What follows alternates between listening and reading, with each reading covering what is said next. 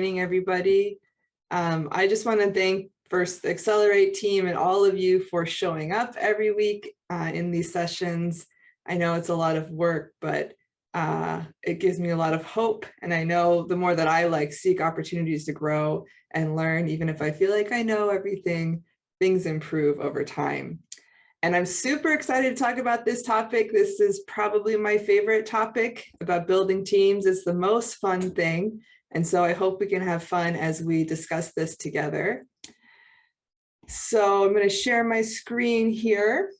And I really feel like this whole topic of building teams is the secret to getting success in all the things that you're working on. It's something we often overlook as a community, I feel like, and we don't give enough attention to how to really cultivate teams that last. And those words I added on to the topic of this, that last, is really important because we want teams that'll keep functioning even if we get moved on to a different mission or even well into the future, because you want your foundation to grow. It may change, it may look different, but you want your investment to continue for a long, long time. So we need teams in all areas of our life. These are some snapshots of teams in my life, but you can think about in your own life. You know, certainly in my family, my relationship with my husband, he is my main partner. He's definitely my main team. My kids, we're all one team.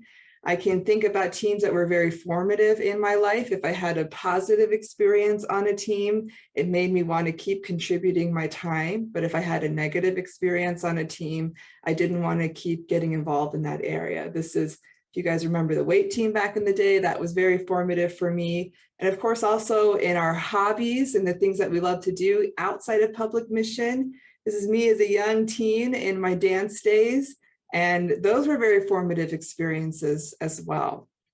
So think about those own team experiences you've had in your life, and you can shout some of those out in the chat if you want, some that were really impactful for you. But I want to talk about, you know, where they fit and why they can be so useful. You know, our life of faith is also an example of a situation where you have to have a team, right? If I'm just going off and doing life of faith by myself, it doesn't work. It has to be me and God doing it together. In the same way, God is pouring out a lot of energy and love towards us, but if I'm not reciprocating that, then there's no team, there's no give and take action that's happening there. Even in God's creation process, God had give and take within himself to form the universe. And of course, like I mentioned, your marriage, your family, your friendships, school, work, your fun things that you might do on the side. But I noticed that in our church community, we don't attribute teams as strongly in the area of the providence. I actually feel like this is a very limited view of the providence of restoration. We often look at the central figure and how much they were able to achieve the mission that God asked them to give. But if we kind of shift our lens a little bit and we look at the providence of restoration, we start to notice that if our central figures were able to be very good team leaders and form a team around them, they could be much more successful. So let's think about, you know, Noah, what it was like for him. His family in the end wasn't able to really support his mission. What if he had been a team leader in the family and really helped his wife to feel a part of the team and plugged in? What about his children? What if his children could really understand his heart and where they were going and have a vision and want to contribute to that? How different the providence would have been. What about Moses? What if he had formed a really strong team with the Israelites early on? Would he have had to go this extra restorational course that took a long time to get to where they were heading? So I really feel that teamwork is a very providential aspect. And it's important for us to recognize that we can't do everything alone. That's not how God created the universe. We need give and take, and we need teams to really accomplish what God is asking us to accomplish. So there's a lot of things that make teams, building teams, difficult. You know, I often hear I can never find anybody, or the teams burn out, or the teams are not working so well. Maybe people are not inspired, or the teams don't last very long. And today I'm going to cover 5 points I've actually given this kind of talk many times for many years, and my 5 points haven't changed. The content has changed, but I have really found them to be true points for how to build a team that really lasts. So number 1 is having vision. You fortunately had a great session with Naokimi about mission statements and vision statements, which I joined. And hopefully you've developed that as for your ministry and what you're working on. We want to use that as a starting point, but I want to take it one step further because, you know, when you're reaching out to someone to join your team or talk about what you're working on, you don't want to just spit out a mission statement, right? You can do that, but then you need to expand on it so there becomes this artistic experience with the vision that you're talking about. We want it to be simple. We want it to just instantly hit you. Like, let's say my job is to coordinate Sunday service. I want to be able to create a Sunday service where people feel God's presence every Sunday. That's simple, right? It hits you.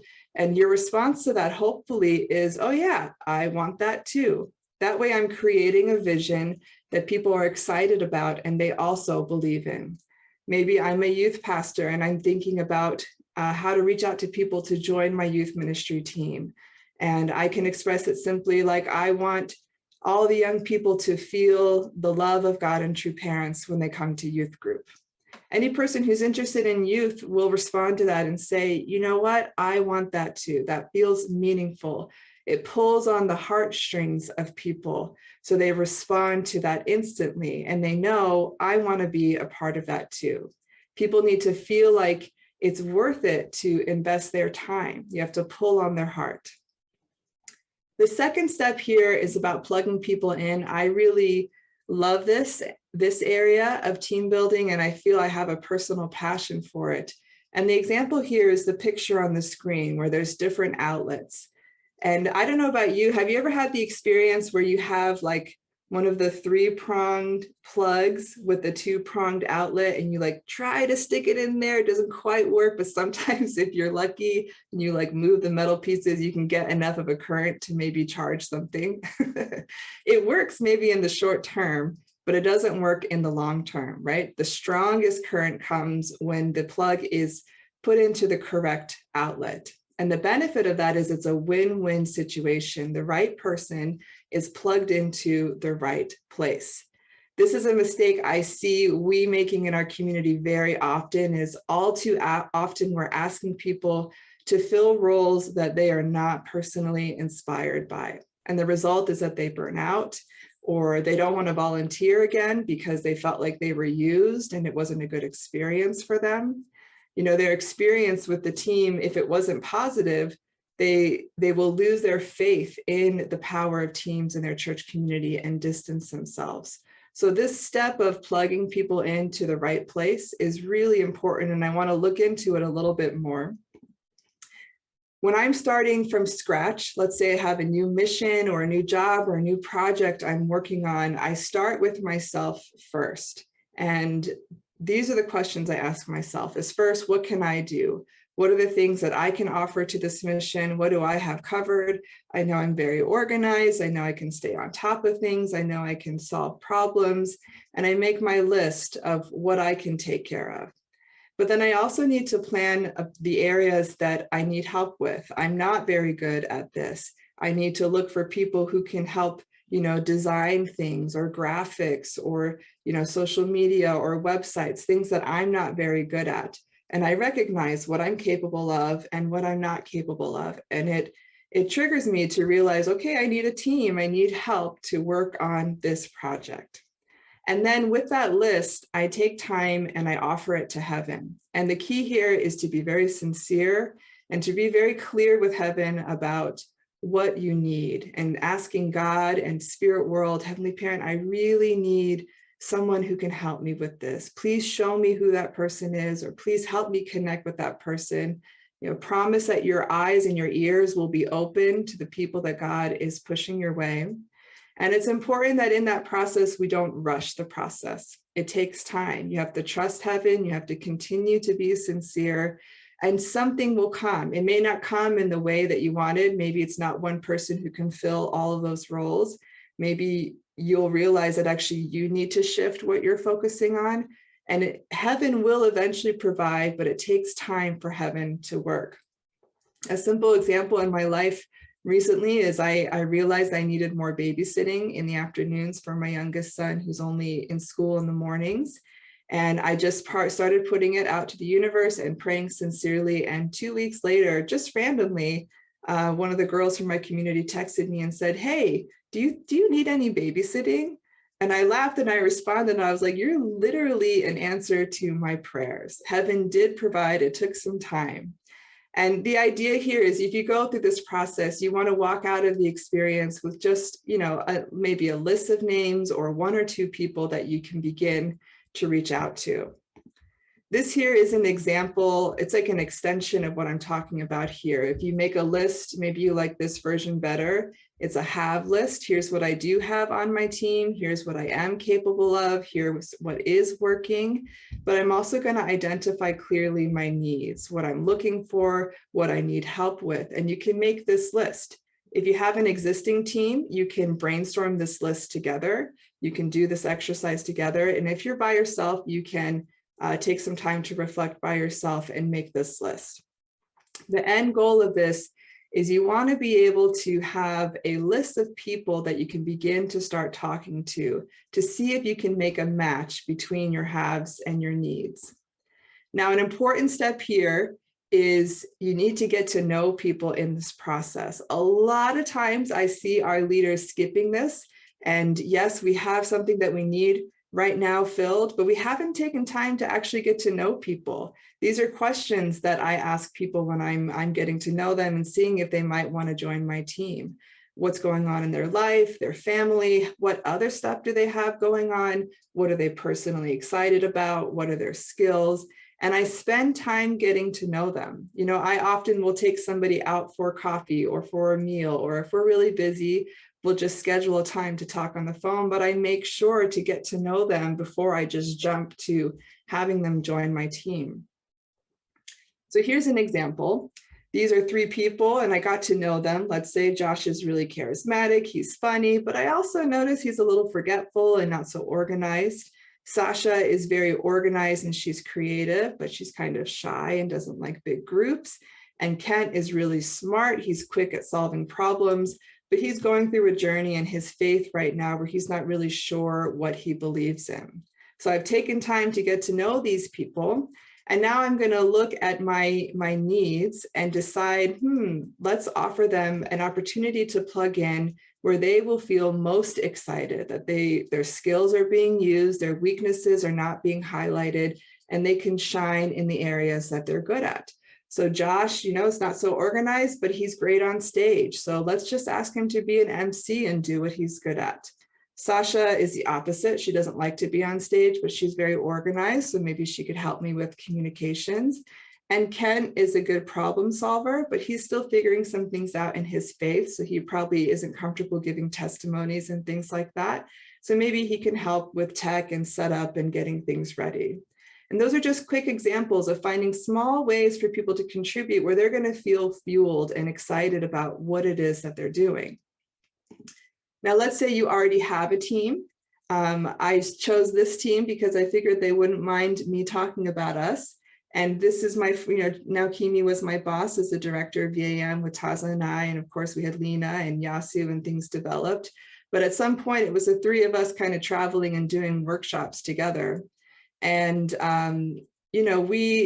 now Kimi, we know, right? We had some troubles and some challenging conversations, but eventually we started to realize that there were different areas that each of us were good at and letting us highlight those areas. And I'm naming those now for myself, that now Kimi has good mind power, making the plan and the vision. Tasna was totally the heart. And I often was like, okay, let's just get this done and stop talking about it. And so we could kind of respect what we were good at instead of argue or, feel frustrated with one another. And this kind of exercise might be helpful for an existing team to look at, what are your strengths and what are you good at? And maybe clarifying people's job descriptions or areas of responsibilities so that they feel good about what they're doing. And then it also creates kind of a clearer synergy about how you work together on a team. So this is just an exercise you can try if you have an existing team that maybe needs a little bit of rehash and giving it a little bit more life. Okay, so let's say we built our team, you've gone through the process of figuring out your haves and your needs, and you've prayed about it, and you've talked to people and gotten to know them, and you've plugged them into the right place. If you've done that, that's already incredible.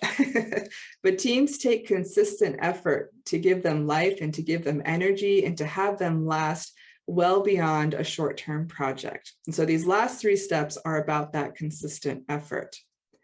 So the third point here is about growing together.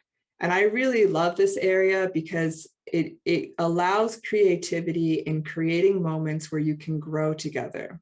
In the picture here, I'm demonstrating that when you grow a plant, you have many different types of foods that you need to give to a plant, right? If I only give them water, but no sunlight and no soil, they're not going to survive. If I only give them plant food and soil, but no sunlight and water, they won't survive, and so forth. You need to have all kinds of growth experiences as a team to really create a nurtured and healthy, surviving and thriving team. So in a team, we need opportunities to share together. We need opportunities to be challenged and to grow. We need memories and we need fun. And whatever you do, it's important to nurture the health of your team by consistently investing into your team. And here are some examples. Over here, this is when I was working under Randy Francis, and I think he was the district pastor at that time, but we were really working on a great church service. And so we developed this quarterly program called Teen Church Day. We did it once a quarter. You can see this was an intergenerational team. It included the band, the tech team, the small group leaders, sermon givers, and we would come together, we would learn together, we would have fun together, and we would make plans for the new year. We also got very cool t-shirts that said Team Church. So things like that are a way that you can build the team, consistently invest in the team, make people feel happy and proud, and identify that, yeah, I'm a part of this team and I love being a part of this team. Over here is an example of when I was a youth ministry coordinator for our HSA church, and we would host twice a year youth pastors retreats. And this was one of the things that I immediately put into practice when I took that role, because I know how important it is to come together, to regroup, to connect with like-minded people, and to feel like I'm a part of something bigger. It really would fuel the young leaders for that semester that they were working on. And here's a picture of my local youth ministry. When I was a youth pastor, every month I would have a monthly staff night where we would take a break from our regular youth programs and come together and just really invest into our team. Sometimes it was fun, sometimes it was deep, sometimes it was adventurous, but it was a consistent way to invest in our team. So this is a really important practice, and I hope you can consider one way that you can start to build the consistency of investing in your team, of growing together over time. All right, number 4 is raising new leadership. This is the area that I think people don't think about until it's too late. But the key is we all know one day we're not going to be in the positions that we're in. Maybe you'll retire, maybe you'll get moved, maybe you'll get inspired by a new mission. Something's going to happen and something's going to change. And if you aren't immediately thinking about, replacing yourself or expanding the team, then you're going to be in trouble when that time comes and you'll be in a desperate place. You're creating longevity by making space for new leaders to be raised in your team. But there's a real art form to this process. One of the major mishaps I see is maybe there's an elder leader who sees a young, capable person and they're really excited to get them in and teach them. And, you can really see the future for this young person. But often we put too much expectation on that young person and we plug them into the big vision. We plug them into like the huge socket when they're just like a tiny plug looking for a small place to plug in. And we actually turn them off from volunteering and joining the team. So there's an art form to how we can really raise young leaders. And the win-win situation here is when you start to bring in new leaders into your team, Yes, it creates longevity, but it also really creates life. It's a life-giving experience for your team. Your team has new, fresh ideas to give and take with, and there's a new flow of inspiration from heaven that comes through that experience. So like I said, there's an art in raising new leaders. The key there is you don't want to give them too much so they feel burned out, but you also don't want to give them too little where they won't be inspired or interested. So oftentimes when we think of raising new leaders, we're thinking of students, we're thinking of GPA grads, maybe young families who are showing up to church, or maybe some elders who haven't been involved in a long while. The key there is to find the right balance of what to give them so that it's enough to create interest and excitement, but not too much where they're going to be turned off and burned out.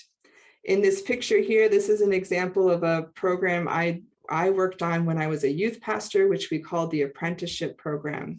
And I don't know if you can tell, but some of these guys are older, some of them are younger, maybe you can't tell. But the idea is that each of the elder staff were paired with a younger person who was still in high school. They would be a senior in high school, and we called them our apprentices. And we would give them a small portion of responsibility in the program that person was responsible for. So maybe I was in charge of sports night, and I took my apprentice and I had them lead one of the games for that night. I didn't suddenly say, okay, hey man, you're in charge of the whole program, good luck. I just gave them a small piece so they could feel the excitement of being responsible for something and making it happen and feeling the reward of that, but not feeling overwhelmed suddenly by having all of this responsibility. And the success of this program was every year, those who became apprentices had a positive experience and would decide to come back to be a youth pastor when they had graduated high school or when they had finished their gap year program, because they had a taste of the experience and it was positive and they wanted to now give more. So this is, oops, sorry, wrong way. There we go. So another example is, in YAM, we developed the SRCs, the sub-regional coordinators. And essentially these SRCs became so good at their jobs. By the way, I mean, all of these guys moved on to bigger, and I won't say better roles, but other roles because they were so good at what they were doing. But they also became so good that, my role when I was the YAM director changed because they were doing a lot of the things that I used to do. I used to call people and check on them one-on-one and do small group check-ons and suddenly check-ins, and these guys were taking over that. And it made space for me to now look at something else and address something else that was missing. It's a humbling experience to raise new leaders because they're actually doing a better job than you are, and you can make space for God to call you in a new way. So it's always good to keep your eye on people and give them just a little bit, not too much, so that it's a good experience while they're being raised. And the final point here that is really important that you get this one if you're going to remember anything is to have fun. Because guys, I've been a part of a lot of teams, and the ones that I give my creativity to and my energy to is the teams that I'm having fun in. Now, I don't mean just like, put weird things on your noses all the time. I'm not saying that, but I am saying the work that you do together should be fun. If you're not enjoying what you're working on, nobody else is going to have fun. You have to find joy in your mission. Dr. Young is talking about that a lot in morning devotion, right? But it means we have to use our creativity to approach your mission and your normal programming in a way that excites you. So for example, when I was working with Reverend Francis and doing Team Church, we had Heavenly Parents Day, and we decided to throw this massive life-size Ute tournament for families to join. That's a pretty non-traditional, exciting way to celebrate a holy day, right? Maybe some people don't agree with it, but for me, it was fun, and we had a ton of fun, and we had intergenerational teams. For instance, this is also a picture of a girls' retreat. I used to do an annual girls' retreat as part of my youth ministry work in Maryland. And we decided one night, guys, we should just let's not do any programming and let's all just get dressed up and have a fancy dinner together. And so we told all the girls to bring, a dress, and we got all dressed up together. And so we had fun. We were doing programming, but we as a team, we as a staff were creating programs and experiences that we loved and we were excited about. And it becomes, that experience is shared. If you as a team love what you're doing, if you're inspired by what you're doing, you almost don't have to explain it to other people because they see your excitement and they want to be a part of it. You have to love what you're doing. And if you're not looking forward to what you're working on, why would anybody else want to show up, right? You can't convince someone to come to your event if you're not personally sure that it's going to be a good experience. We've had times when I was a youth pastor where, none of the kids would show up at the program, but we as a staff were so excited for it that we held it anyways because we loved what we were doing. We would have a good experience even if nobody showed up. Of course, you want people to come to your programs. That's not a good thing if no one comes. But the point is, you have to love what you're doing. You have to infuse your creativity and a little bit of fun in what you're doing. Maybe you can bring some yummy special snacks because everybody loves snacks. Maybe you can decide to hold your meeting in a totally different place. Maybe it's going to be outside instead of your usual meeting place.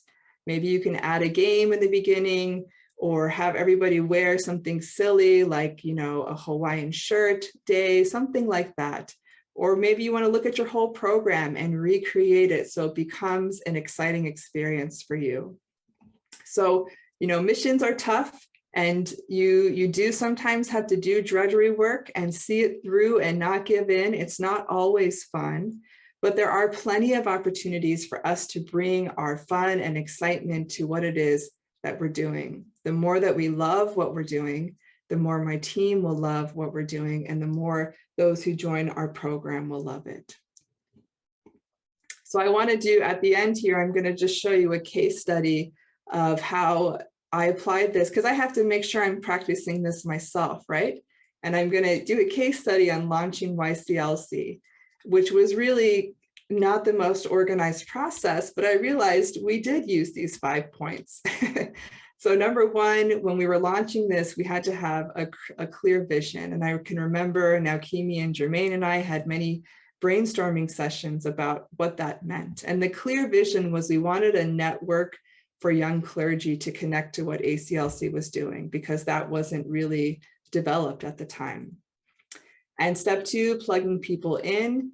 Certainly I knew how to reach out to UC leaders. I did my process of praying and knowing what kind of people I needed.